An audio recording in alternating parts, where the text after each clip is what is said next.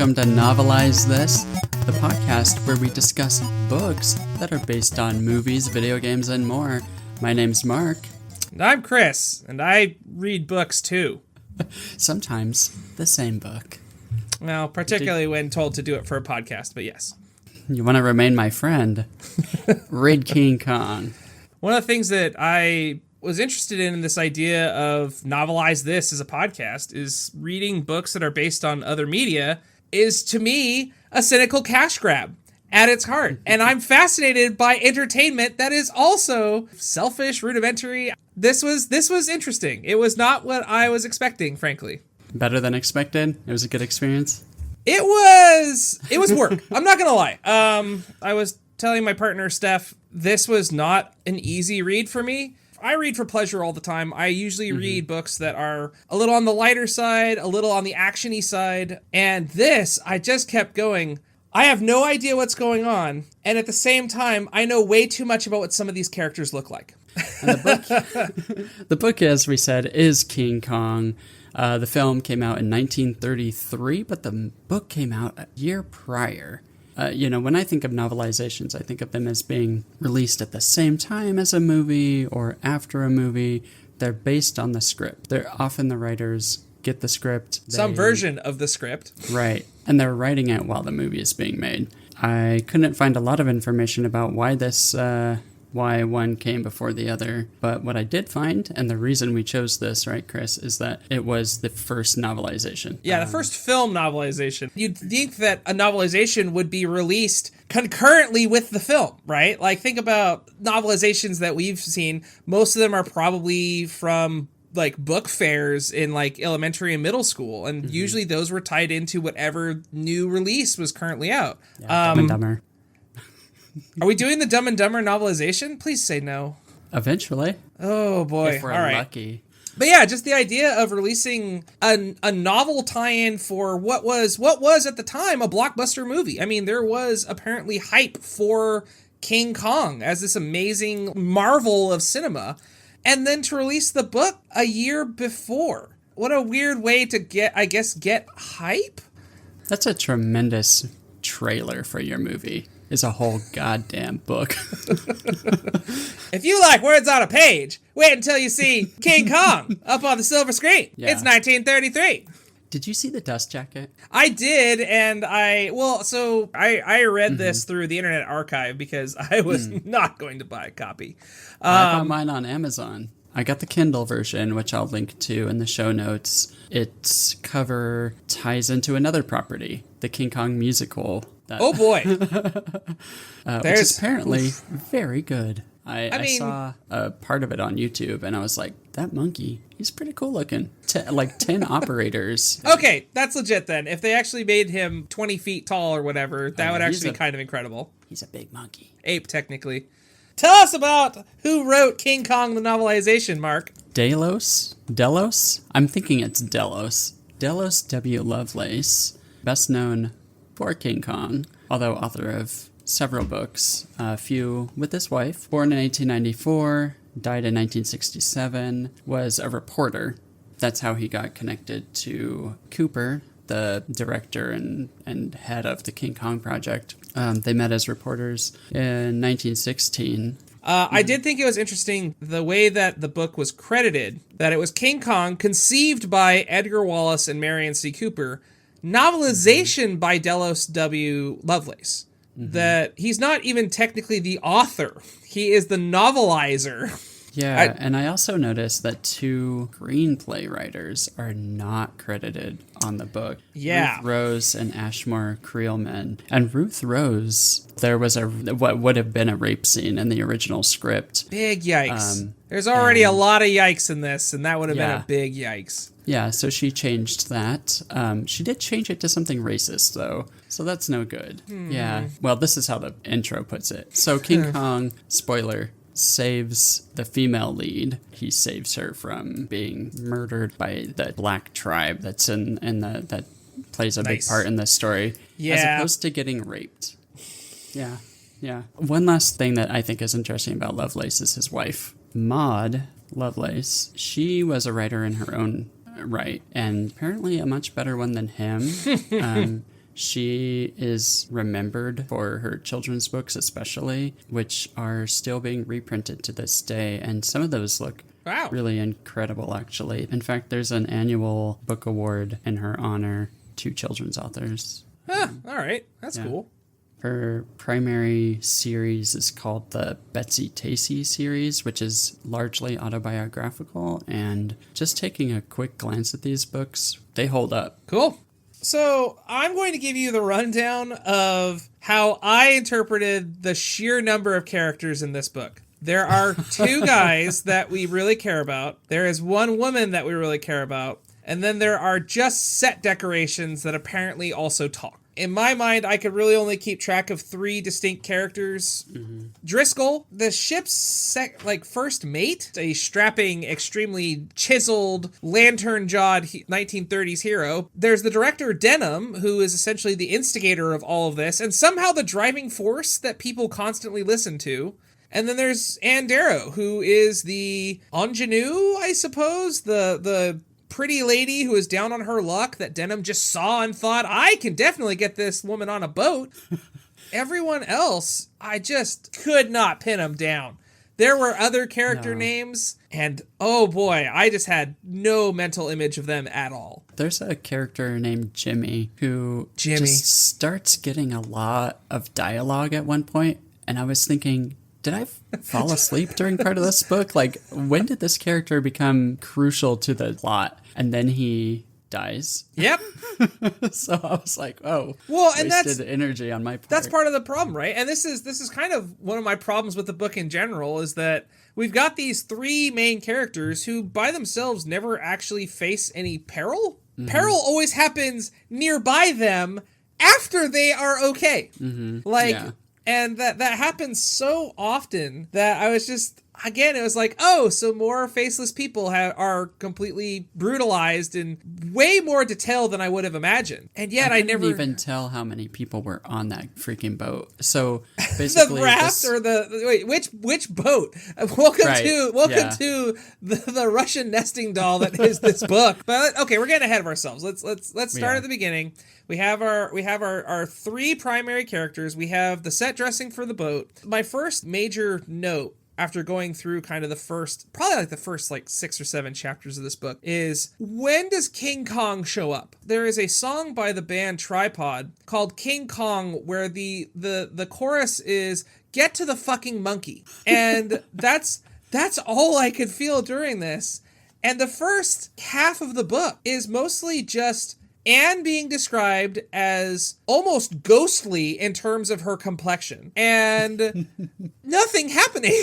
They spend a quarter of the book getting to Skull Mountain Island. Yeah, so this director, Denham, has amassed this huge crew. How many people are in the crew? It's never divulged, really. There's a point at which part of the crew is split into 2 boats or more. It says 20 men to each boat. I'm assuming that's the boat to get from the big boat exactly to the island. Yeah, at that point I was like, whoa. I knew there were supposed to be a lot of men on this boat, but that many men. Denham gets this crew together by telling everyone he's going to make a great movie. He doesn't tell them where they're going, what the movie's going to be about. Apparently everyone can tell it's going to be dangerous, but they don't know why, and they're all okay with it. Yeah, and everyone's just 100% on board. I was actually completely amazed, and again, this is where I think a novelization is really interesting, because King Kong is so, the finale is in New York City, and so they have to start in New York City so they can return to it. But going from New York City to the South Pacific Polynesian Islands on like a steamer, that's months of travel just to get there. It's like, couldn't you have said it in San Francisco? I think in the same way that we can't tell how many people are on this crew, we also can't tell how much time is passing. Anne and Driscoll fall in love. Like immediately.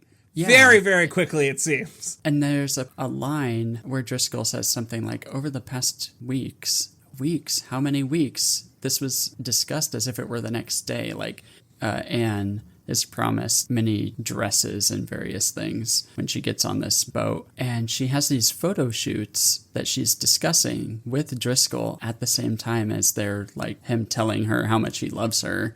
And so I'm like, so did it take weeks for Denham to get around to the photo shoot? I don't know. So little detail is given to things like action and passage of time.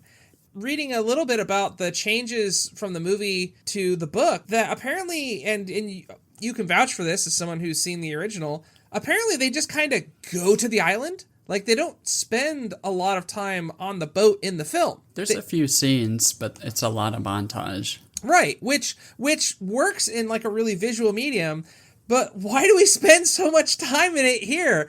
Was it because we absolutely had to get over 180 pages? Like, I don't...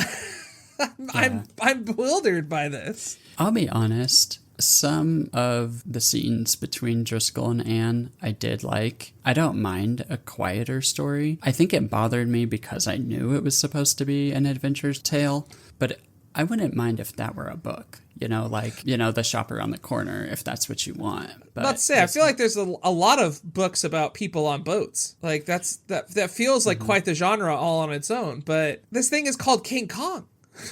Get to the fucking monkey. Absolutely. I literally was keeping track of little weird details because so little felt like it was happening that for me, I wrote down name drop of Kong on page 45, but the book is called King Kong, right? Like, why? I guess that's part of the slow opening that I thought was really weird is why the mystery when we know there's an island with a giant monkey on it? Yeah. Like, why build up this kind of weird tension that is deflated by the cover? Like, yeah, and not just by the cover, but the characters. You know, Denham's supposed to be all mysterious about their plan, and yet everyone seems to be kind of aware that this thing exists somewhere. Right. They also get to the island and can speak the language that's spoken there, so clearly people are aware. Right, when they land on the island, right? And so this is in chapter 7. So this book has 19 chapters, and chapter 7 is when we finally get to, again, Skull Mountain Island, which is just a hilariously dumb name. So okay, we're getting 1930s depiction of island natives. I'm girding my loins for how rough this is going to be. The native king is called a big bozo, which I thought was just weird. But then there was this line made me laugh out loud. I suppose so. Denham spoke reluctantly, with all the white explorer's confidence in his racial superiority. And my note was, holy shit, this book is self-aware. Hey, Ruth Rose. like what? Thanks for your contribution. Wasn't ready for that line in my 1932 published King Kong book. But, you know, they must have thought of that as a very positive thing. It wasn't like, man, what a jack off, right? Yeah, they probably meant it as, oh, right. Like, of course he has, you know, racial superiority. And I'm just like, ha ha ha. Okay, all right. Denham, the filmmaker, is constantly railing against needing to incorporate a love interest into his story. He just wants a leading, you know, a main man, a tough guy, to go out there and get a big monkey. And get that big monkey! But the public, which is always capitalized, demands a girl, right? And then they spend so much time of this story building up this love, which is so shallow. There's nothing going on there. You know, no interesting details. They don't know each other. Do you think that's just the writers saying, they forced us to put this in here? We didn't want to. The studio said we had to. I can't tell. Like, I almost feel like giving them the benefit of the doubt that it was part of the script because they may have gotten a legitimate note like, listen, you have to have a love story here. Let these two characters hook up by the end. But it just feels so tacked on. This book is somehow described as a monster adventure romance. And the romance part is so overwhelmed and overshadowed by I guess the monster and the adventure that it's just, yeah, they kiss. They're a couple now. I'm more interested in the romance between King Kong and Anne. So, did you catch that they actually had like a weird little piece of foreshadowing? I actually did appreciate. In chapter 5, there is a scene where Driscoll kisses Anne in front of Ignatz the monkey, and Ignatz gets jealous. There's a love triangle between this incredibly white woman and a literal pet monkey and he gets jealous. And I was like, is this actually foreshadowing? It could be. The book's overt discussion of white superiority and the really overblown racist depiction of the tribe on the island. It makes me wonder, is this a story about the fear of a white woman and a black man almost getting together? Am I No, I don't think you're misreading that at all, judging by how the islanders are described. And also, and this is a note that I have for much later at the end of the book, but Anne's own reaction to King Kong is so vastly different in this, and I'm assuming probably in the original movie as well, than any other media that I've seen of this. Yeah, I was very much surprised going through this. Yeah, it's not subtext, it's just text. Well, we do get on that island eventually. Still no Kong. We do come in contact with this tribe. When I first saw this movie years ago, I was surprised that there were so many monsters on this island. Sure. I thought it was just Kong, but there's a ton of dinosaurs, and in the book, other creatures that are maybe dinosaurs, maybe possibly dinosaurs, maybe not. And what makes King Kong so special? Why is he the god of the tribe as opposed to like a T-Rex?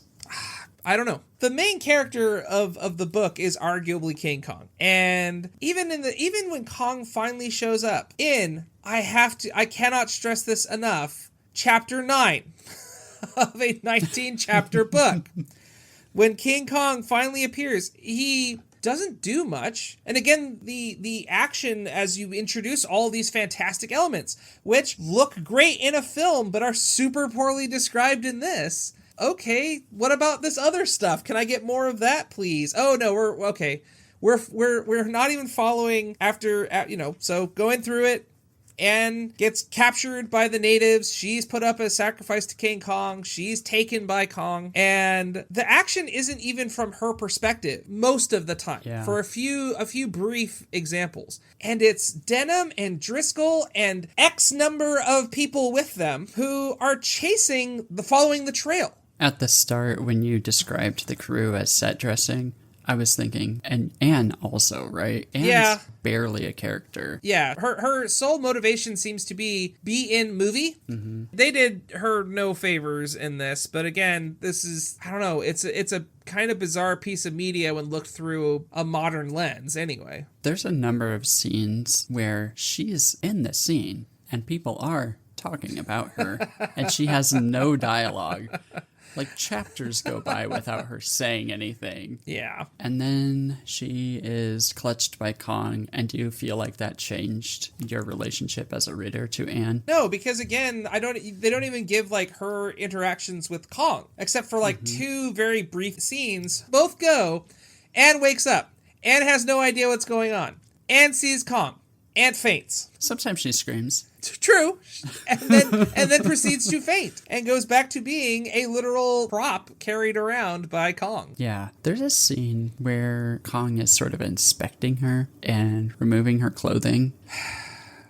Yep. It's not clear how much clothes he removes, but she has basically the reaction you just described, which is kind of understandable. If a, house-sized monkey is undressing you, I might faint too.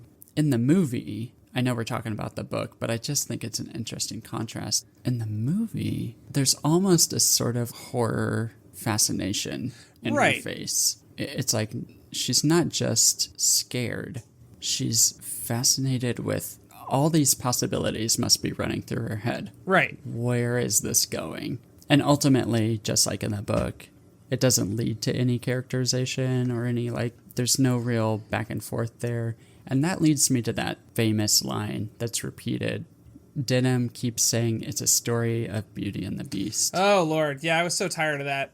looking at the more modern versions of this, right, that it is like a literal reenactment of Beauty and the Beast, that she is initially horrified, but she comes to see a gentle side of him. She comes to see a nuance to Kong that ultimately leads her to not be scared, to essentially trust that he would protect her. Yeah. And that is not in this at all. That really surprised me because in my memory of watching the movie all those years ago, that tender relationship, or however you would describe it, that is how I remember it. Reading the book and rewatching the film, you're right. It's not there at all.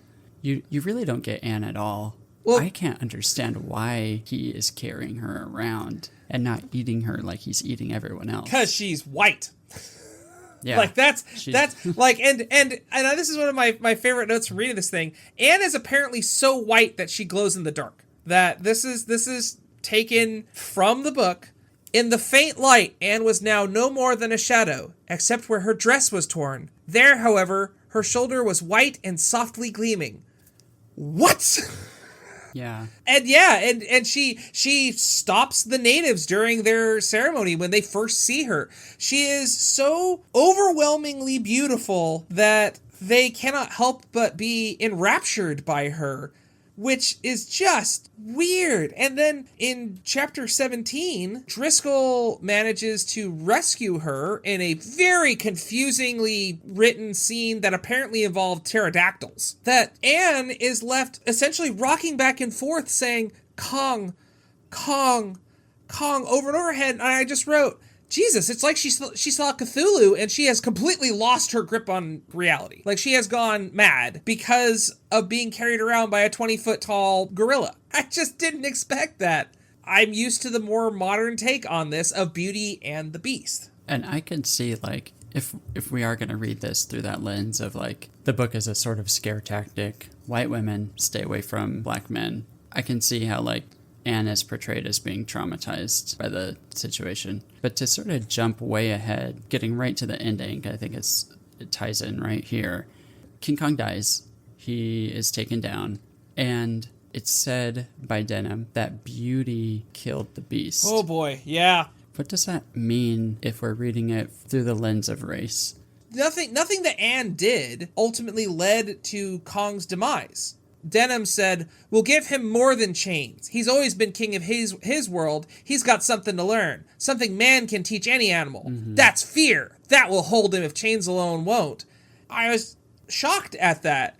Later, when Kong is being premiered, Kong was there, a king no longer. He crouched in a great steel cage under a weight of tangled chains. Chains led from his hunkering body to ring bolts in the thick steel floor. Chains held his great paws immovable and bound his broad black feet.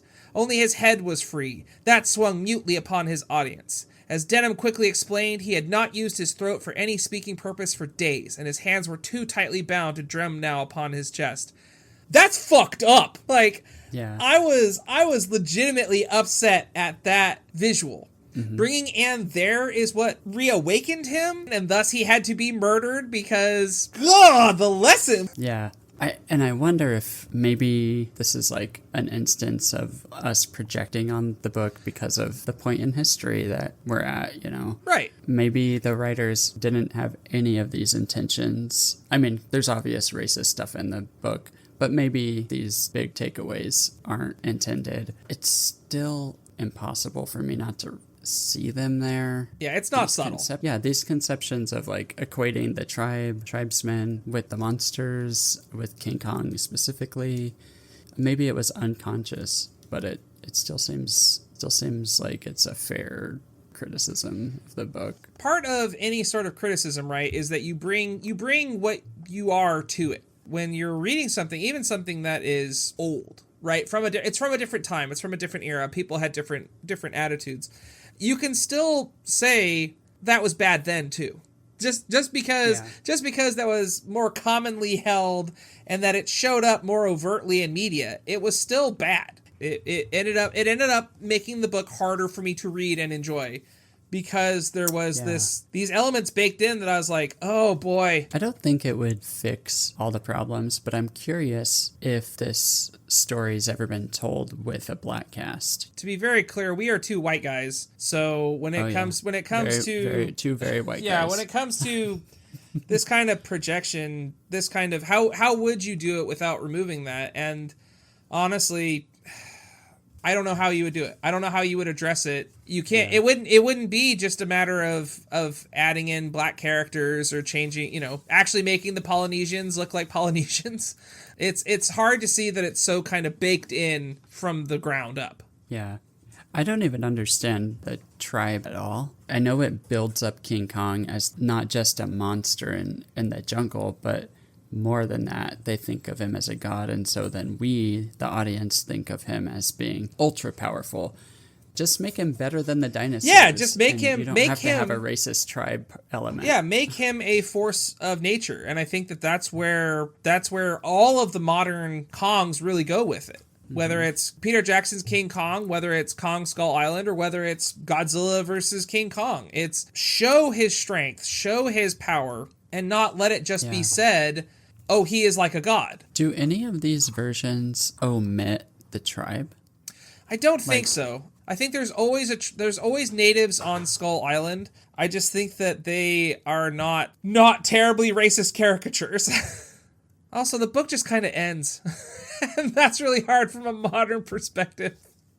Kong literally falls to his death on the second to last page. You get, "'Twas beauty killed the beast," and the book just ends. The last line is this totally pointless.